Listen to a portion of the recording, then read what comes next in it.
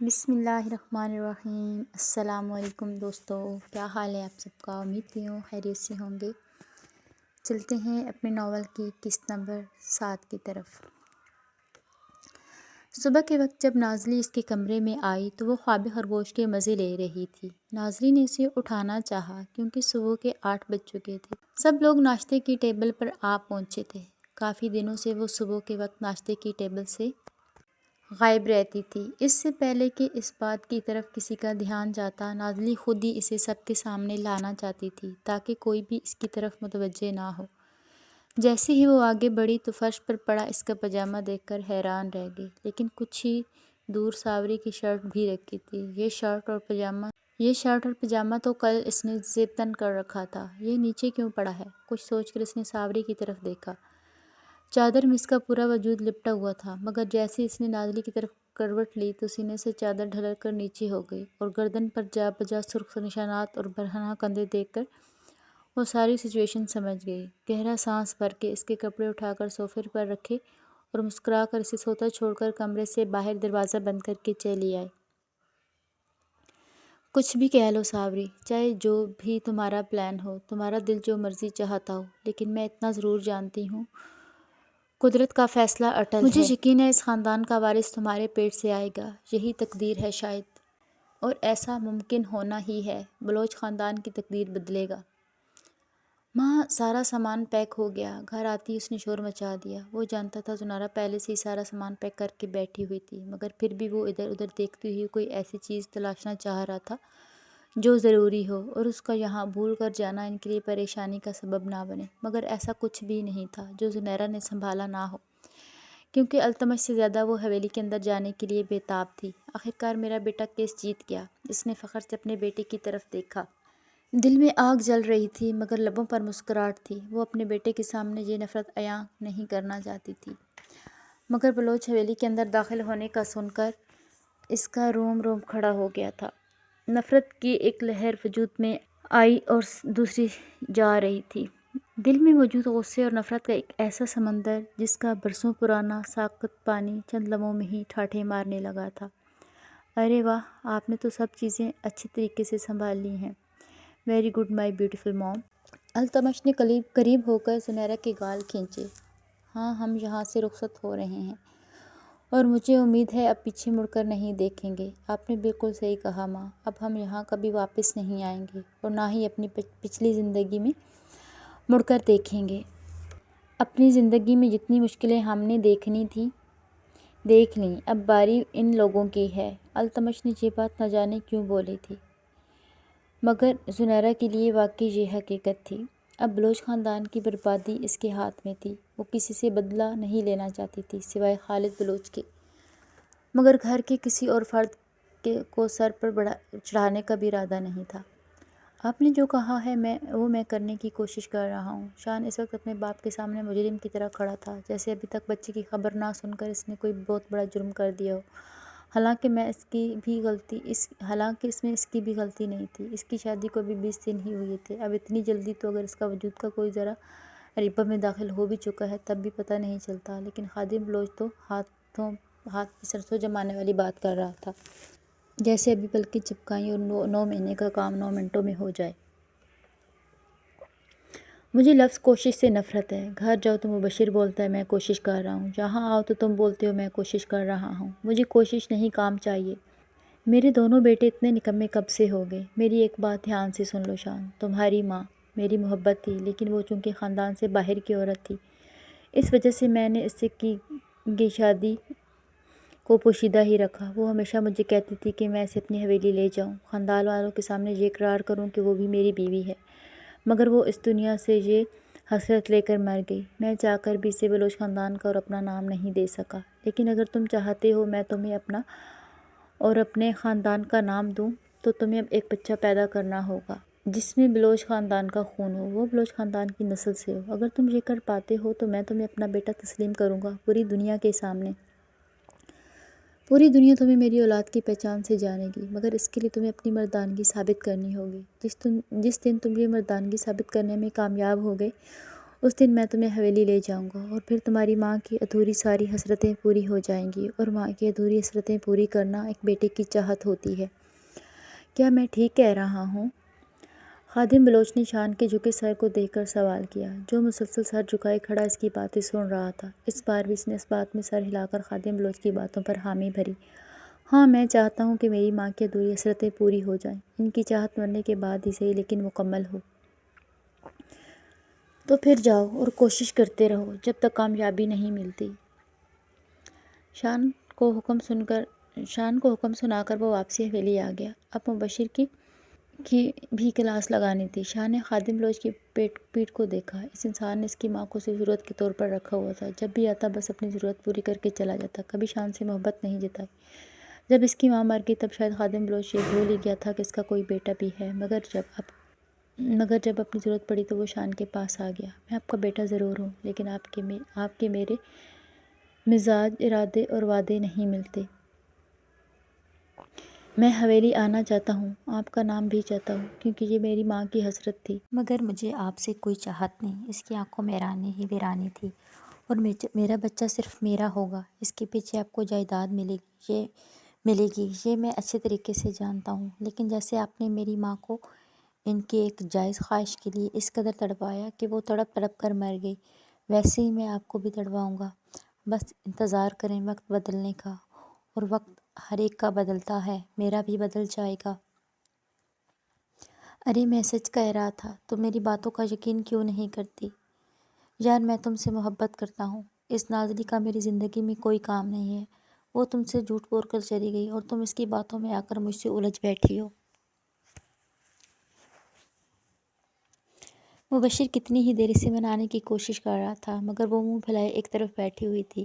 میں غلط نہیں سمجھ رہی، وہ تمہاری پہلی بیوی ہے، میں اچھے سے جانتی ہوں تم اس کے حسن کے دیوانے ہو، وہ مجھ سے زیادہ پیاری ہے، اسی لیے اس کے پاس لوٹ کر گئے تھے نا؟ ارے بابا، میں اس کے پاس نہیں گیا تھا، میں بس اسے سبق سکھانے گیا تھا۔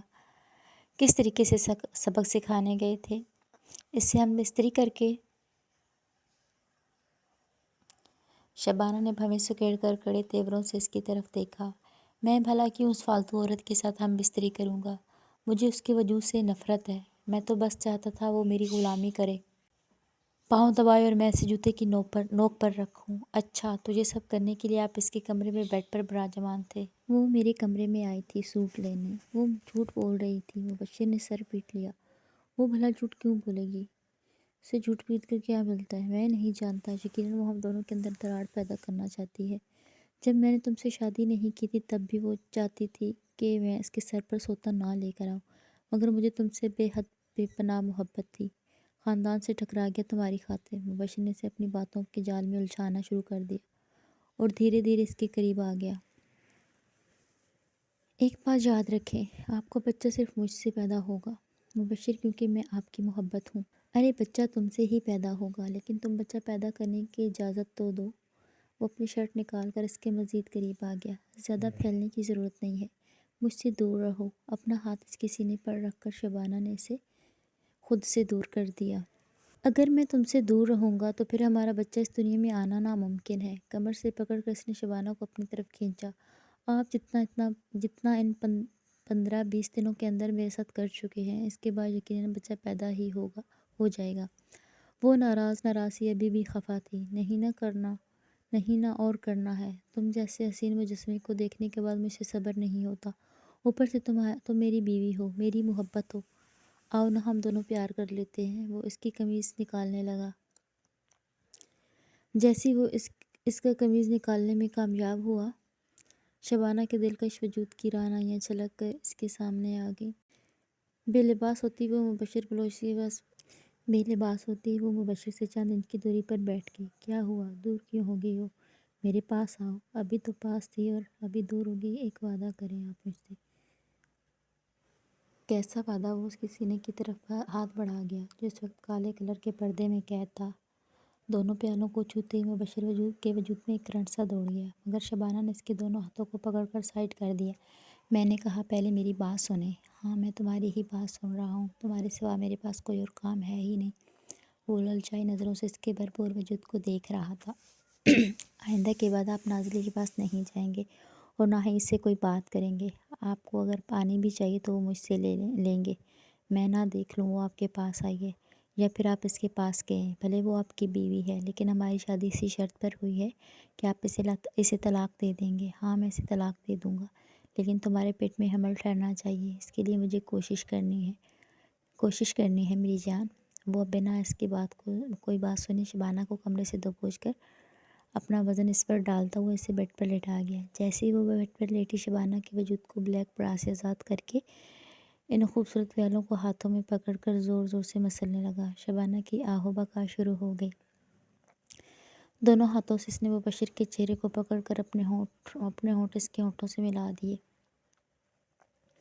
دونوں ایک دوسرے کے ہونٹوں کے جام پی رہے تھے اور مبشر اس کی دھڑکنوں پر ابھرے بڑے بڑے غباروں کو بری طرح مسل رہا تھا۔ شبانہ کی آہیں عروج پر تھیں۔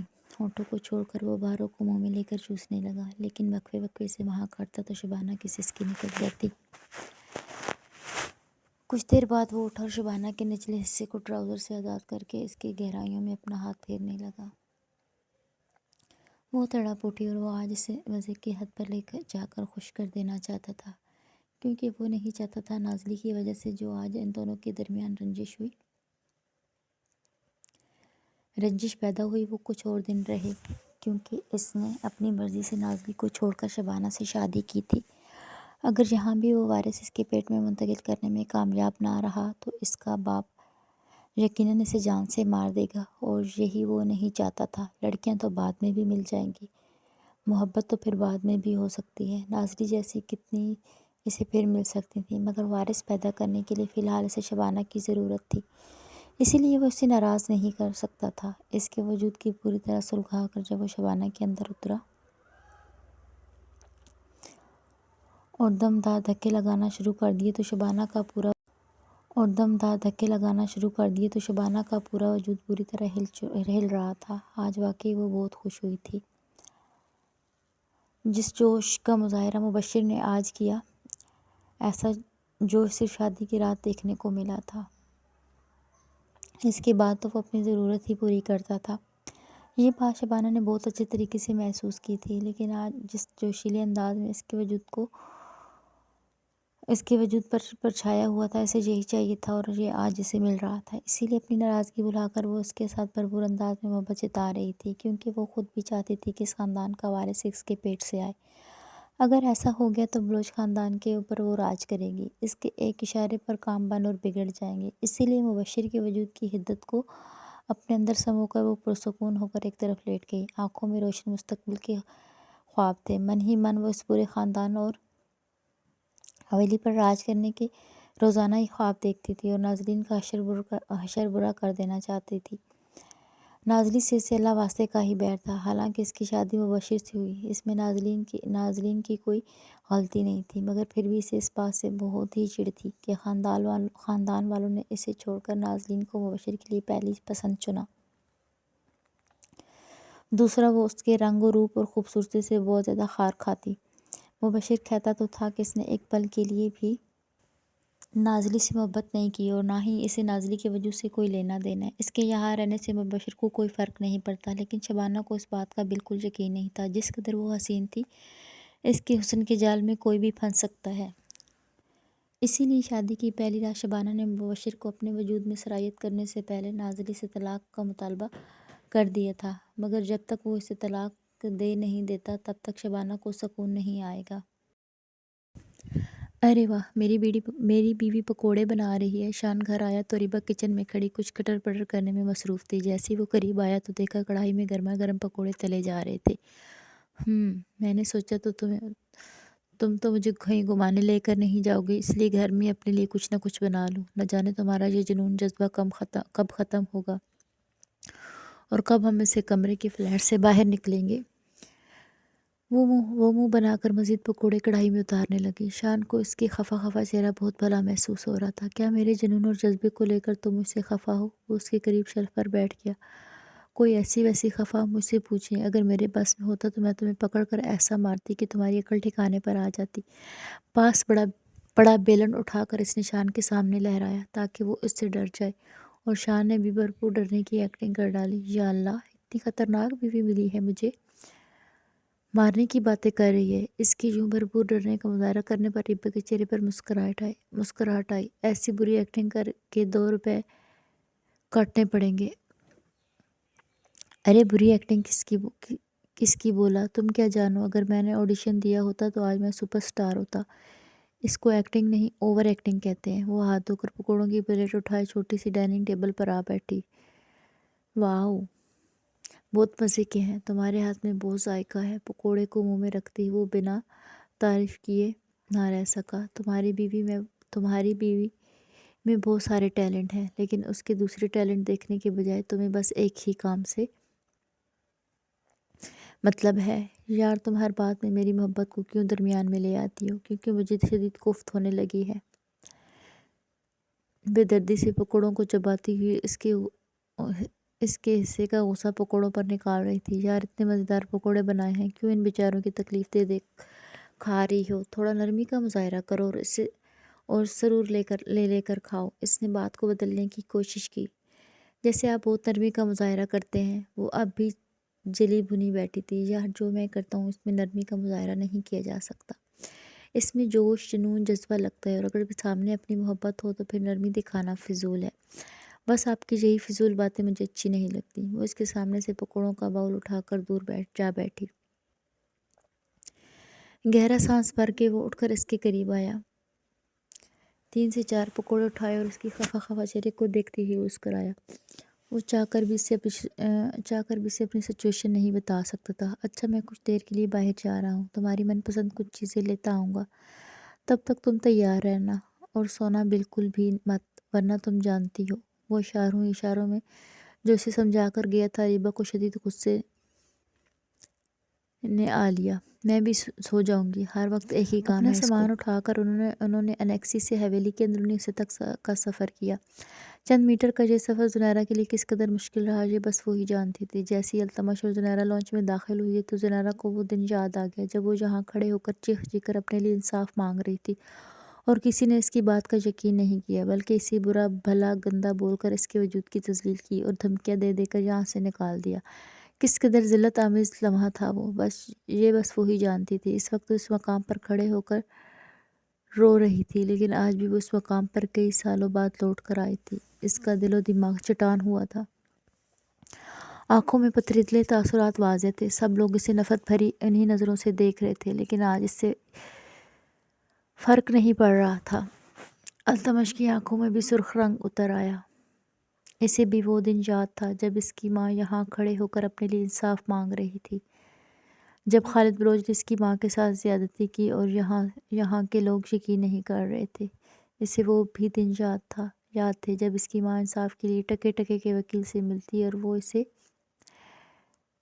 ذلیل کر کے نکال دیتے تھے۔ پھر عدالتیں لگی جن میں اس کی ماں سے ایسے سوالات کیے گئے جنہیں سن کر ایک شریف انسان اپنی ہی جان لے لے، لیکن اس کی ماں نے یہ سب کچھ برداشت کیا صرف اس کی خاطر، اور ان اذیتوں کی وجہ صرف بلوچ خاندان تھا۔ رحمت، میرا سامان لے جا کر میرے کمرے میں رکھو، زنیرہ نے رحمت کو آواز دی، جو برسوں پہلے بھی اس گھر میں ملازمہ کا کام کرتی تھی اور آج بھی یہاں پر موجود تھی۔ اس کے اس طرح حکم دینے پر حاجرہ کے وجود میں آگ سی لگ گئی۔ تمہارا اس حویلی پر کوئی حق نہیں ہے۔ کورٹ کے ذریعے تم حویلی کے اندر آئی ہو، اس کا مطلب یہ نہیں تم یہاں کے لوگوں پر اپنا حکم چلاؤ۔ وہ تن فن کرتی زنیرہ کی طرف بڑھنے ہی لگی کہ التمش اپنی ماں کی ڈھال بن گیا۔ چاچا جی اپنی بیوی کو ہماری اہمیت کا احساس دلائیں گے، یا پھر میں خود بول کر آپ لوگوں کو آپ کی اوقات دکھاؤں؟ اس کا لہجہ اتنا سخت ضرور تھا کہ وہاں کھڑے سب لوگوں کی زبان چند لمحوں کے لیے تالو سے چپک گئی۔ کل کے لڑکے ہو تم، اس طرح بد زبانی کرنا تمہاری ماں نے تمہیں سکھایا ہے؟ یہ ہمارے خاندان والوں کا پیشہ نہیں ہے۔ حاجرہ کی زبان بھی بند نہیں ہوئی۔ حاجرہ، پیچھے ہٹ جاؤ، خادم بلوچ نے اسے پیچھے بلایا، لیکن وہ تو التمش اور زنیرہ کے سامنے دیوار بن کر کھڑی ہو جانا چاہتی تھی۔ حاجرہ، پیچھے آؤ اور تم سب لوگ میری بات سنو۔ وہاں کھڑے تمام لوگوں کو خادم بلوچ نے اپنی طرف بلایا۔ سب لوگ لاؤنج میں جمع ہو گئے۔ ساوری نے ڈرتے ڈرتے التمش کی طرف دیکھا، جس کا دھیان تو اس کی طرف نہیں تھا، لیکن پھر بھی ساوری کے پاؤں تھر تھرا رہے تھے۔ آج کے بعد یہ دونوں اسی حویلی کے اندر رہیں گے اور تمام ملازموں پر ان کی ہر بات ماننا اتنا ہی فرض ہے جتنا کہ ہماری باتوں کو ماننا۔ انہیں حویلی کے کسی بھی حصے میں آنے جانے سے انہیں نہیں روکا جائے گا۔ کوئی بھی ان کے ساتھ بدزبانی نہیں کر سکتا، چاہے وہ گھر کا بندہ ہے یا پھر ملازم۔ آپ کیسی باتیں کر رہے ہیں؟ ہاجرہ کو ابھی بھی سمجھ نہیں آ رہی تھی ان دونوں کی یہ اہمیت۔ اس حویلی میں ایک گھر کے فرد سی ہے وہ اچھے طریقے سے جانتی تھی، اور بھلے وہ دونوں کورٹ کیس کے ذریعے اس حویلی میں داخل ہو گئے، لیکن بھلا حویلی والوں کو کون مجبور کر سکتا ہے کسی کا حکم ماننے کے لیے؟ اور خادم بلوچ جو ان سے اس قدر نفرت کرتا تھا، وہ آج تمام گھر والوں کو ان کا ہر حکم ماننے کو کیوں کہہ رہا ہے؟ اگر وہ گھر کے اندر داخل ہو گئے ہیں تو بھی کوئی بات نہیں، لیکن انہیں فرد سی عزت دینے کو کہہ رہا ہے۔ ہاجرہ کو فی الحال کچھ سمجھ نہیں آ رہا تھا، لیکن اس نے طے کر لیا کہ کمرے میں جا کر وہ اپنے خاوند سے اس کے بارے میں ضرور پوچھے گی۔ اور ہاں، آپ نے رہنے کے لیے جو بھی کمرہ یہ لوگ حویلی میں منتخب کریں، انہیں وہ کمرہ کھول کر دے دیا جائے۔ وہ اپنی باتیں کہہ کر خاموش ہو گیا تو التمش نے خشمگین نظروں سے اس کی طرف دیکھا۔ اب کچھ بھول تو نہیں رہے؟ التمش کی آواز پر خادم بلوچ کا حلق تک سوکھ گیا۔ تھوک نگل کر انہوں نے کچھ بولنے کے لیے دوبارہ ہونٹ کھولے۔ اس حویلی کے اندر جتنی اہمیت ایک ایک فرد کی ہے، ان سب سے زیادہ اہمیت التمش اور اس کی ماں کی ہے، اس کی ماں زنیرہ کی ہے، کیونکہ یہ حویلی ان کی ہے۔ یہ بات انہوں نے کیسے بولی تھی یہ وہی جانتے تھے۔ اس بات کو بولتے ہوئے انہیں ایسا لگا جیسے انہوں نے اپنی گدی التمش اور زنیرہ کے حوالے کر دی، جیسے اب وہ اس حویلی کے مالک اور خادم بلوچ ایک عام آدمی ہو۔ سبھی لوگ آنکھوں میں نفرت، ہونٹوں پر بڑبڑاہٹ لیے انہیں کھا جانے والی نظروں سے گھورتے ہوئے جانے لگے۔ زنیرہ کا دھیان کسی کی طرف نہیں تھا سوائے خالد بلوچ کے۔ جب وہ جانے لگا تو زنیرہ نے قہر برساتی نظروں سے خالد بلوچ کی طرف دیکھا،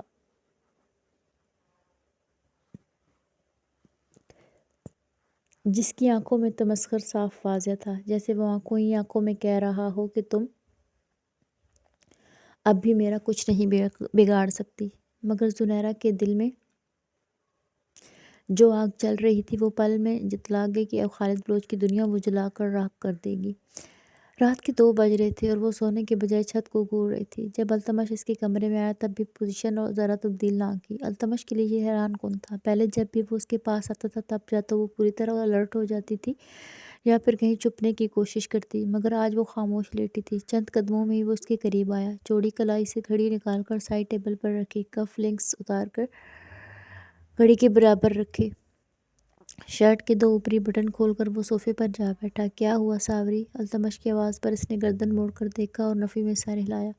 ادھر آؤ میرے پاس۔ پیار سے بلانے پر وہ اٹھ کر گلابی چھوٹے چھوٹے قدم فرش پر رکھتی عین اس کے سامنے آ کھڑی ہوئی۔ خوبصورت نازک وجود پر گلابی سلک کا سادہ سا نائٹ گاؤن بھی جچ رہا تھا۔ التمش نے ہاتھ بڑھا کر اسے اپنی گود میں بٹھایا اور ساوری کی نازک سی کمر میں اپنے مضبوط بازو حائل کیے۔ کیا ہوا میری چھوٹی سی بیوی؟ کہ آج چپ چاپ بیٹھی ہے؟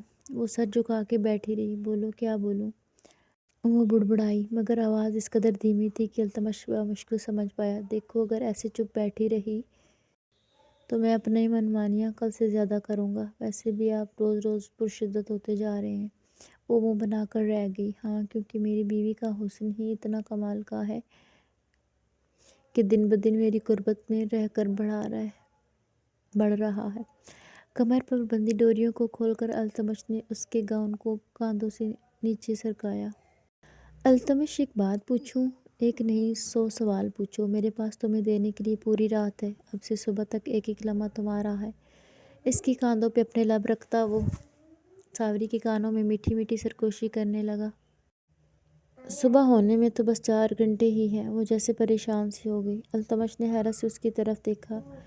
کیا تم میرا مزید وقت چاہتی ہو؟ وہ مسکرایا تو گالوں میں ڈمپل پڑنے لگے۔ ساوری نے نظر بھر کر اس کے خوبرو چہرے کی طرف دیکھا۔ التمش جو اس کے چہرے کے تاثرات کا جائزہ ہی لے رہا تھا، اس کے یوں بے خود ہو کر دیکھنے پر سرشار ہو گیا۔ اس کے ہونٹوں کو نرمی سے چھو کر وہ ساوری کو ہوش کی دنیا میں واپس کھینچ لایا۔ میں کیسے آپ کے وقت کی ڈیمانڈ کر سکتی ہوں؟ مجھے اتنا حق ہی نہیں۔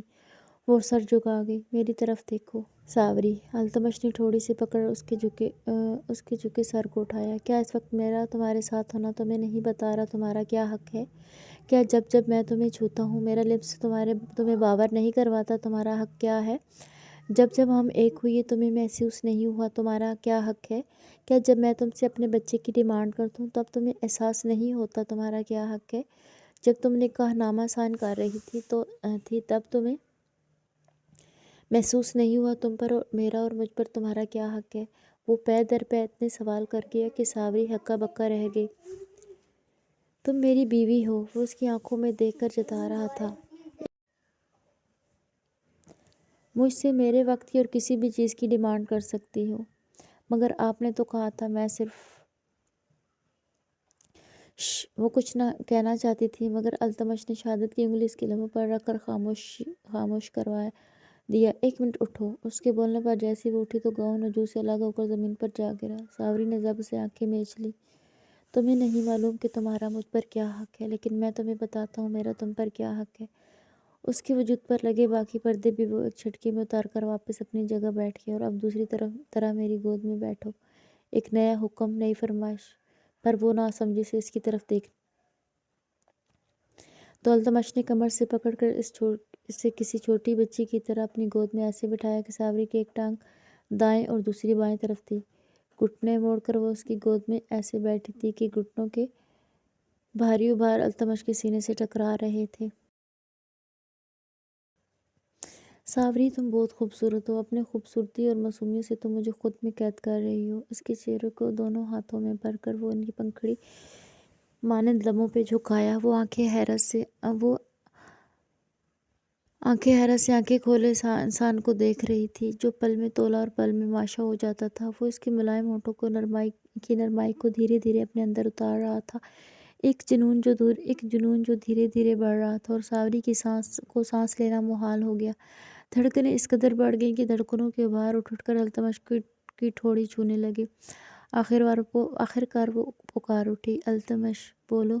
وہ چند ثانیے کے لیے پیچھے ہٹا۔ آپ اس قدر شدید کیوں ہو جاتے ہیں؟ اٹھتی گرتی دھڑکنوں کو سنبھالتے وہ بمشکل بولی، کیونکہ تمہارے قریب آ کر میں خود پر سے اپنا ضبط کھو دیتا ہوں۔ وہ نازک خوبصورت کمر کے گرد اسحار باندھ کر اس کی ملائم گردن پر اپنے لب رکھ گیا۔ ساوری نے دونوں بازو التمش کی شانوں کے گرد حائل کیے۔ اس کا صبر بھی جواب دیتا جا رہا تھا۔ التمش کی شدتوں پر اس کے وجود میں بھی جذبات کی آگ بھڑک اٹھی۔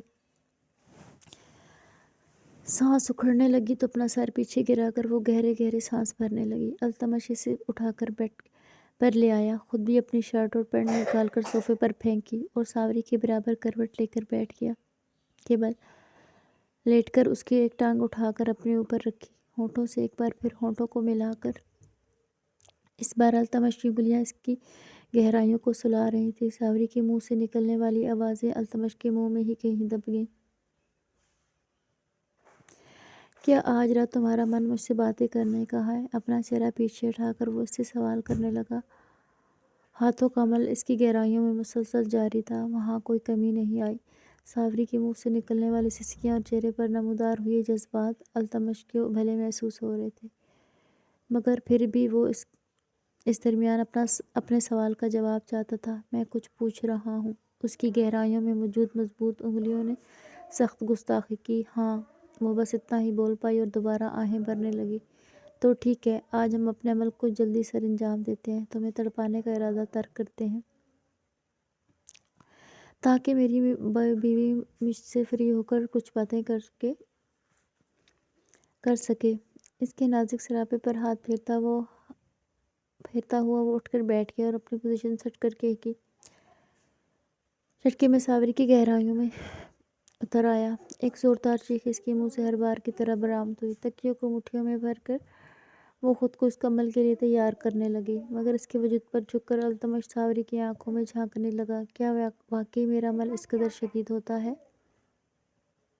کہ تم سے برداشت نہیں ہوتا، یا پھر یہ تمہاری نازک مزاجی ہے؟ وہ اس کے چہرے کے تاثرات کو بغور دیکھ رہا تھا۔ جہاں نازک مزاجی کے تو کوئی اثرات نظر نہیں آ رہے تھے، حالانکہ وہ جانتا تھا کہ وہ ایک بھرپور مردانہ وجاہت کا حامل مرد ہے۔ اسے برداشت کرنا کسی ماہر عورت کے لیے بھی شاید مشکل ہو، اور یہ تو پھر بھی بچی ہے۔ اس کے ہاتھوں کو تکیے سے چھڑوا کر خود اپنے ہاتھوں میں قید کرتے ہوئے ساوری کے وجود پر اپنا سایہ کر گیا۔ دھیرے دھیرے یہ عمل تیز ہونا شروع ہو گیا۔ ہر بار کی طرح یہ وقت ساوری کے لیے کسی امتحان سے کم نہیں تھا۔ اس کی جان نکلنے کے در پر آ گئی۔ آج بھی اس کی حالت پچھلے تمام دنوں کی طرح بے حد خراب ہو گئی۔ پورا وجود پسینے سے تر ہو گیا اور آخرکار التمش قطرہ قطرہ کر کے اس کے وجود میں اترتا چلا گیا۔ اپنے عمل کو سر انجام دے کر وہ بھی نڈھال ہو گیا تھا، لیکن ساوری کا حال بہت برا تھا۔ وہ کافی دیر تک گہرے سانس لیتی رہی۔ التمش نے اس کے نازک وجود کو خود میں سمو کر پیٹھ تھپتھپانا شروع کر دی تاکہ وہ کچھ دیر میں پرسکون ہو جائے، اور جیسا اس نے سوچا تھا ویسا ہی ہوا۔ کچھ ہی دیر میں وہ نارمل حالت میں آ گئی۔ صبح سے مجھے اچھا نہیں لگ رہا، وہ اس کے سینے پہ اپنی مخڑیوں سے ایس لکھنے لگی۔ التمش نے اس کی انگلیوں کی حرکت کو جانچا، پھر مسکرا کر اس کی طرف دیکھا۔ میرا حویلی آنا اچھا نہیں لگا؟ نہیں، وہ بات نہیں ہے، وہ منہ بنا کر بولی، کیونکہ التمش نے بات کو الٹا رنگ دے دیا تھا۔ پھر بتاؤ کیا اچھا نہیں لگ رہا؟ کسی نے کچھ بولا ہے؟ بس ایک بار مجھے بتاؤ، میں اس کی اچھی طرح خبر لوں گا۔ اس کو یوں سنجیدہ ہو جانے پر ساوری کی آنکھیں پھیل گئیں۔ کیا وہ اس کی وجہ سے کوئی تماشا کرے گا؟ نہیں، کسی نے مجھے کچھ نہیں بولا۔ وہ نظر چرا کر دوبارہ اس کے سینے پر انگلیوں کو گھمانے لگی۔ اب وہ اسے کیسے بتاتی کہ اسے اپنی طبیعت بہت بوجھل لگ رہی ہے، کھانے پینے میں بھی کچھ اچھا نہیں لگ رہا تھا۔ دوپہر میں کھانے کے بعد اسے الٹی بھی آ گئی تھی۔ شاید یہ اس کی طبیعت خرابی کے باعث تھا، لیکن اتنی چھوٹی سی بات اگر التمش کو بتائے گی تو وہ شاید اس پر ہنسے گا۔ سوچتے سوچتے وہ کتنی ہی بار اس کی دھڑکنوں پر اپنے نام کا حرف لکھ گئی۔ جب التمش نے اس کے چلتے ہاتھوں کو یکدم اپنی مٹھی میں لیا، کیا مجھ پر اپنی مہر لگا رہی ہو؟ وہ اپنی گہری کالی آنکھوں سے اس کی بڑی بڑی آنکھوں میں جھانکنے لگا۔ آپ پر تو میرے نام کی مہر اسی دن لگ گئی تھی جس دن ہمارا نکاح ہوا تھا۔ نظریں جھکا کر اس نے جو بولا، التمش کا دل اشش کر اٹھا۔ باتیں بنانی آ گئی ہیں میری چھوٹی سی بیوی کو۔ مسکراتے ہوئے وہ اس کے لبوں کو چھو گیا۔ ایک وکیل کی بیوی ہوں، اتنی سی باتیں بھی نہیں بناؤں گی تو پھر مجھے وکیل کی بیوی کون کہے گا؟ وہ جس مان سے بول رہی تھی، التمش کے دل نے ایک وٹ مس کی۔ وہ خود حیران تھی، ایسی باتیں نہ جانے کہاں سے آ رہی ہیں۔ پہلے دن تو التمش سے اس قدر ڈر لگ رہا تھا کہ وہ سانس لیتے ہوئے بھی ڈر رہی تھی، اور اب نہ جانے ایسی تبدیلی اس کے اندر کہاں سے آ رہی تھی۔ پہلے میں تمہیں صرف جادوگرنی سمجھتا تھا، لیکن اب تو تمہیں تنتر منتر بھی آ گئے ہیں۔ اپنی باتوں سے دیوانہ بنانے کا ہنر آتے جا رہے ہیں تمہیں۔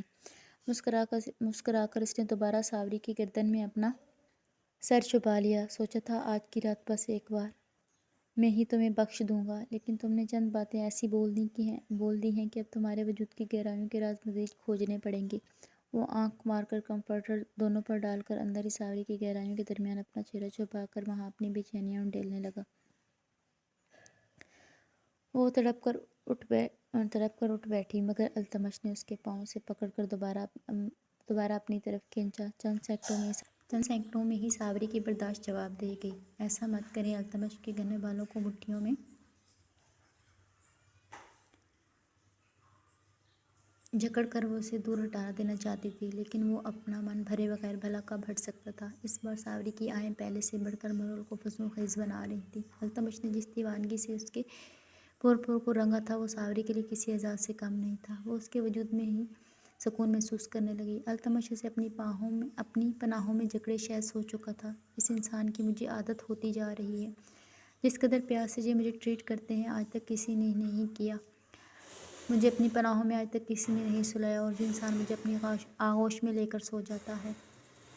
اگر یہ اپنے وارث لے کر مجھ سے دور چلا گیا تو میں کیا کروں گی؟ تو میں کیسے جی پاؤں گی؟ التمش سے دور جانے کی سوچ نے اس معصوم سی جان کی روح کو ہلا کر رکھ دیا۔ یکایک آنکھوں میں نمی بھر آئی اور وہ التمش کے گرد اپنے چھوٹے چھوٹے بازوؤں کا حصار بنا کر اس کے کشادہ سینے میں اپنا سر چھپا گئی۔ میری چھوٹی سی بیوی، التمش نے مسکرا کر اسے مزید خود میں بھینچا تو ایک سکون ساوری کی روح میں سرایت کر گیا۔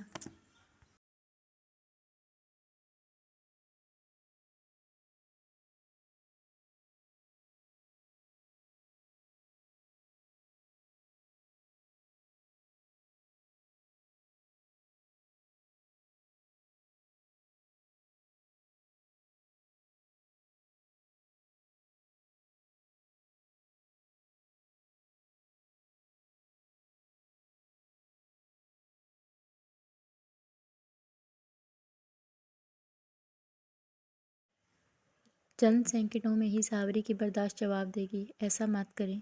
التمش کے گھنے بالوں کو مٹھیوں میں جکڑ کر وہ اسے دور ہٹا دینا چاہتی تھی، لیکن وہ اپنا من بھرے بغیر بھلا کب ہٹ سکتا تھا۔ اس بار ساوری کی آہیں پہلے سے بڑھ کر ماحول کو فسوں خیز بنا رہی تھیں۔ التمش نے جس دیوانگی سے اس کے پور کو رنگا تھا، وہ ساوری کے لیے کسی اعزاز سے کم نہیں تھا۔ وہ اس کے وجود میں ہی سکون محسوس کرنے لگی۔ التمش اسے اپنی باہوں میں جکڑے شاید سوچ چکا تھا، اس انسان کی مجھے عادت ہوتی جا رہی ہے، جس قدر پیار سے یہ مجھے ٹریٹ کرتے ہیں آج تک کسی نے نہیں کیا۔ مجھے اپنی پناہوں میں آج تک کسی نے نہیں سلایا، اور اگر یہ اپنا وارث لے کر مجھ سے دور چلا گیا تو میں کیسے جی پاؤں گی؟ التمش سے دور جانے کی سوچ نے ہی اس معصوم سی جان کی روح کو ہلا کر رکھ دیا۔ یکجک آنکھوں میں نمی بھر آئی اور وہ التمش کے گرد اپنے چھوٹے چھوٹے بازوؤں کا حصار بنا کر اس کے کشادہ سینے میں اپنا سر چھپا گئی۔ میری چھوٹی سی بیوی، التمش نے مسکرا کر اسے مزید خود میں بھینچا تو ایک سکون ساوری کی روح میں سرایت کر گیا۔